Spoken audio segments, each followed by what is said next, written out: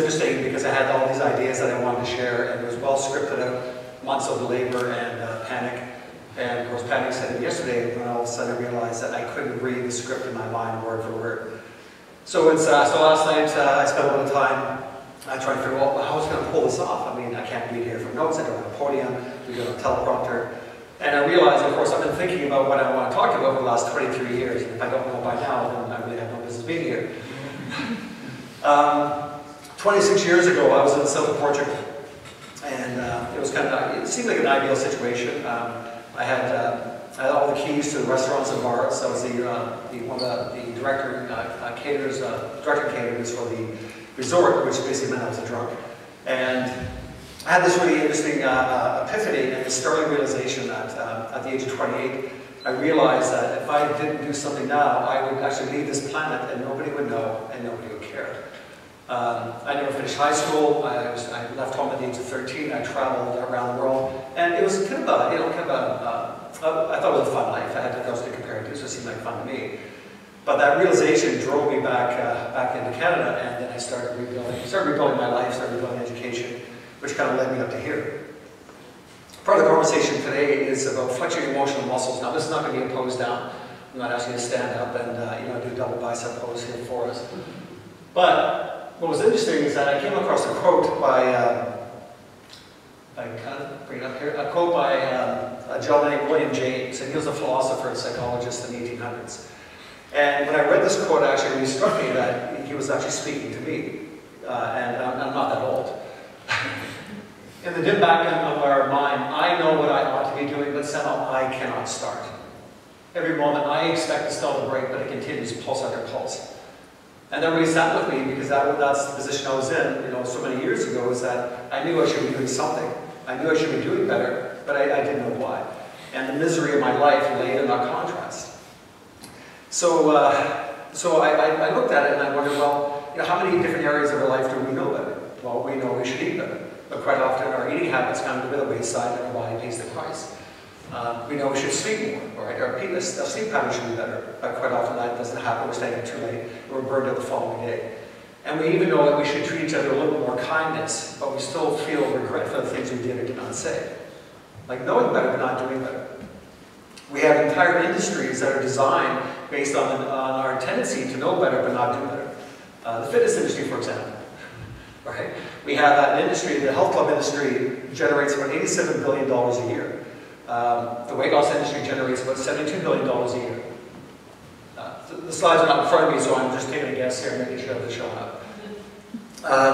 So if you look at within the health club industry, so out of all those memberships that are purchased, only 18% will actually use them. And out of that 18%, less than half will only go more than about 100 times in a year. The weight loss industry has a 5 to 10% success rate of people keeping weight off long term. So they're selling knowing better, but not really doing better. And it's something I've sat with for a long time. So I think it would kind of surprise you to know that I found the answer in the most unusual places. Ready for it? So green eggs and ham is where I found a really interesting solution. Now, actually, it wasn't green eggs and ham. The actual green eggs and ham, that would be kind of weird. It was actually his name, Sam. Sam became the acronym that I use for my fitness clients to help them recover from injuries faster. To try to help them deal with and settle down the internal chaos that they were feeling, and help them help them to know better than here and here. Now, one of the big challenges that we have when we look at the fitness industry over the years, there's many reasons why people fail. There's many reasons why people don't get the results they want. But the number one problem is physical illiteracy. Now, if you grew up in where I grew up about 50 years ago, I lived on a hobby farm.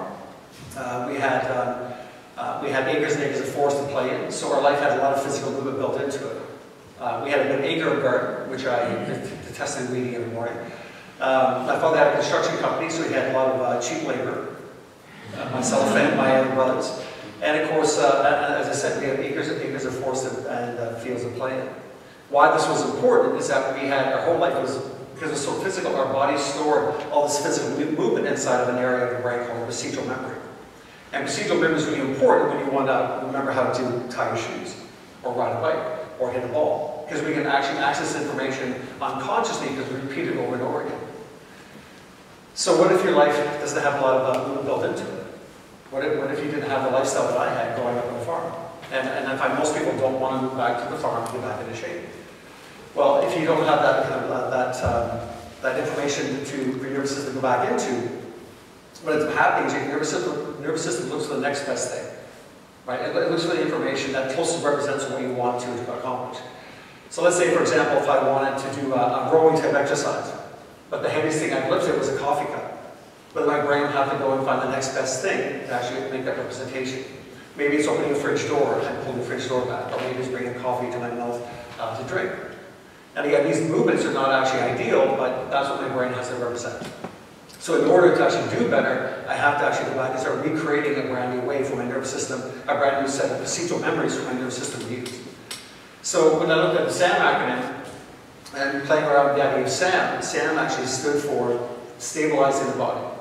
Right? So we stabilize the body first, which in the context of physical movement, which would mean so the knees are soft, the core muscles are active, the shoulders pull back and neutral. The A in SAM referred more to activating the target muscle. Now the interesting thing about when you're trying to find the target muscle is that not only do you have to know where it is, you actually have to know what it feels like. I can't remember how many clients I worked with over the years when I'd go in and ask them, what are you doing and where do you feel it? And people would say, well, I'm training my abs. And where do you feel it? Well, I feel it in my face, right? Right? I'm training my chest. I'm doing push-ups, but I only feel it in my shoulders. I'm training my back, but I only ever feel the exercise in my forearms. And so what the body was doing was actually trying to find that representation. But the representation was not pre-existing. So the A in SAM, with the idea of activating, is that I need to actually build a new procedural memory. I needed to actually go into my memory banks and actually start designing something brand new. So I not only did I have to know what the movement was for, I had to know what it felt like. So the process was thinking about what it was after, feeling where it was in my body, and the actions over the course came last. And the movement, when the levers came into play, when I actually began the movement, quite often we find that the movement was much more flawless. Because the movement was stable, it was controlled, and the risk of injury tended to be quite a bit less. There's a piece up there, that sentence up there was a real big breakthrough for me. And simply, stimulation of the cutaneous sensors evokes a prior related experience to the aid of the formation of the perception. Amazing, right? And you have no idea what that means. So basically what it means is that when let's say my skin, the sensors of my hand grabs a hold of something, and I'm trying to perform an activity, it actually goes into my memory banks hunting for that information. So it's not like the information is pre-existing and how to use those muscles. Again, our senses takes in the raw information and looks for the associated possible behavior.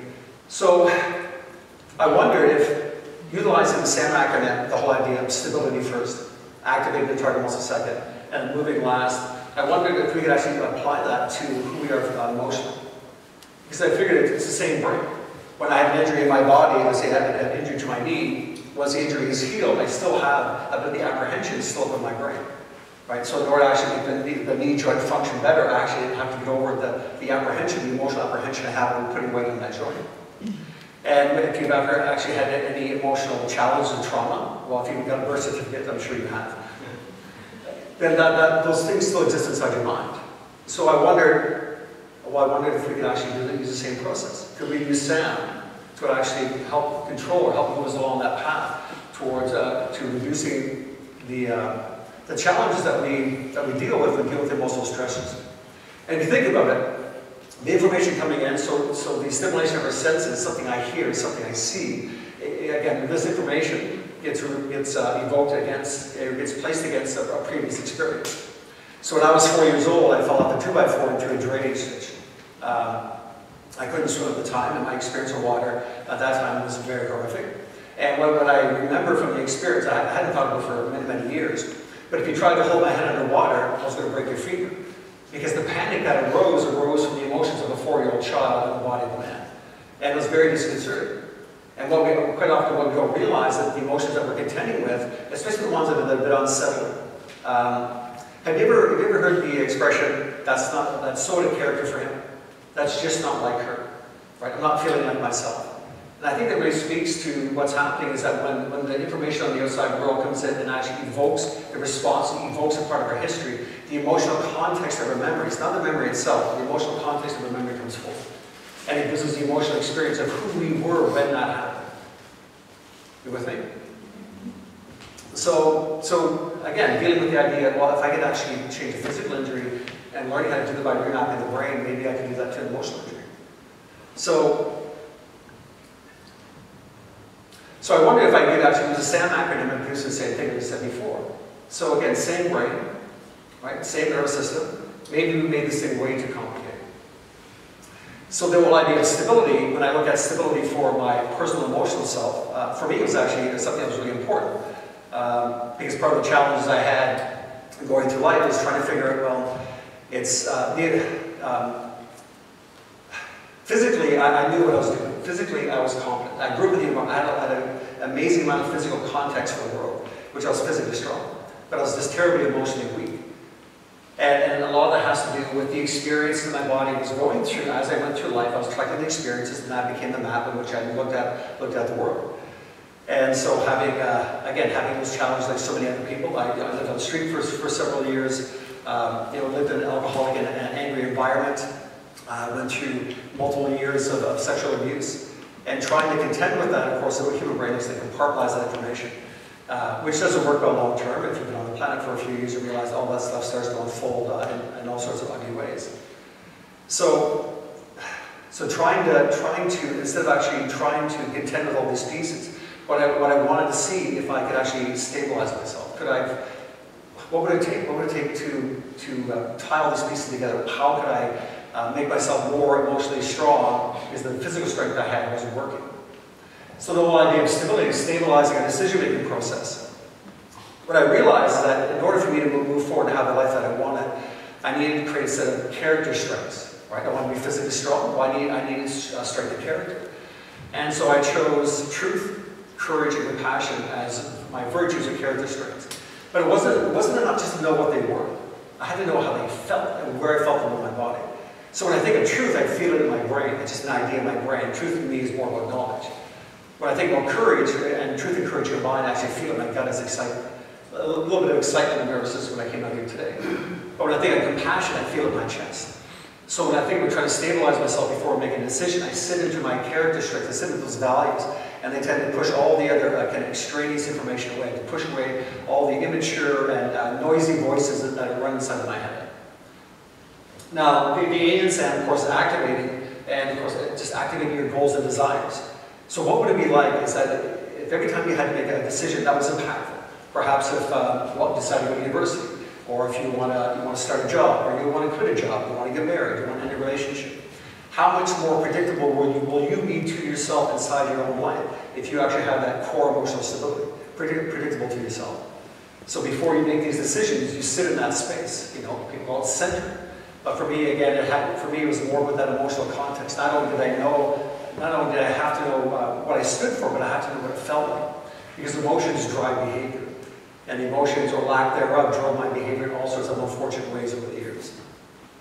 And of course, the movement SAM is, of course, taking action from this place. And how wonderful would it be, and how exciting is it to know that when you're making a decision, you can trust your own judgment because you know it comes from a strong, stable emotional core. And that all the decisions you make, no matter where inside your life that you make, will actually come from this place. Again, this is a conversation that took over the course of the last 26 years, I believe, to get to this position. But I realized, again, it's just that with a strong emotional core and a strong physical core, there's very little that we can't accomplish. Thank you, Sam, I am.